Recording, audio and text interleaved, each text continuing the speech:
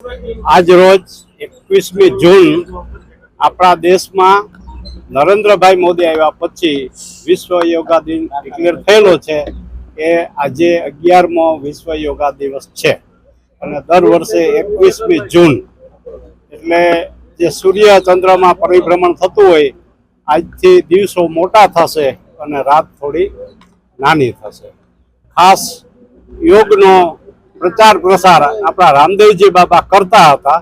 પછીથી જ્યારથી મોદી સાહેબ વડાપ્રધાન બન્યા અને વિશ્વના 200ની આજુબાજુના દેશો લગભગ 190 આજુબાજુ બધાએ સમર્થન આપ્યું અને સાથે મળીને 21મી જૂન યોગા દિવસ વિશ્વભરમાં ઉજવાઈ રહ્યો છે.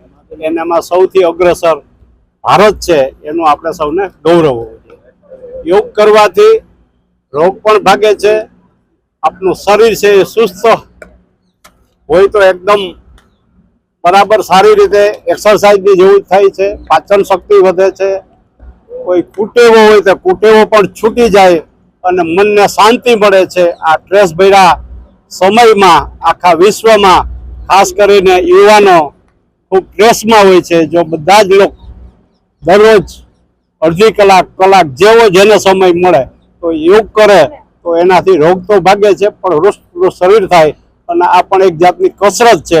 અને સાથે સાથે જે કોઈ દવા લેતા હોય, ડાયાબિટીસ હોય, અન્ય એવા ઘરગથ્થુ જે પેલા રોગ થતા હોય તો એ રોગ ભાગી જાય છે અને તંદુરસ્ત જીવન જીવી શકીએ છીએ. અત્યારની આપણી હાલની જે લાઈફસ્ટાઈલ છે એમાં ફાસ્ટ ફૂડ ખાવાના, અન્ય ટેવો, વાસી ખોરાક ખાવાનો, બહારનું જમવાનું, આ બધું હોય છે ને બધા અત્યારે યુવાનો આ બધું એ સહજ રીતે કરતા હોય છે. એટલે જો યોગ કરે તો એનાથી શરીરમાં ઘણી હળવાશ રહે, સ્ફૂર્તિ રહે, રોગ દૂર થાય અને રૂષ્ટપુષ્ટ શરીર રહે. અને આખો દિવસ જો સવારે યોગ કર્યા સારા વિચાર હોય, પોઝિટિવ માઇન્ડ થઈ જાય અને સ્ટ્રેસ મુક્ત થઈ શકીએ.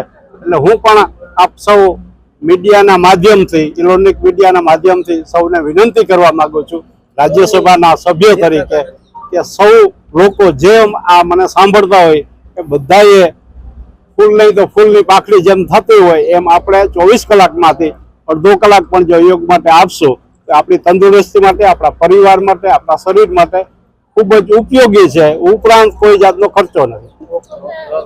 એ ખાસ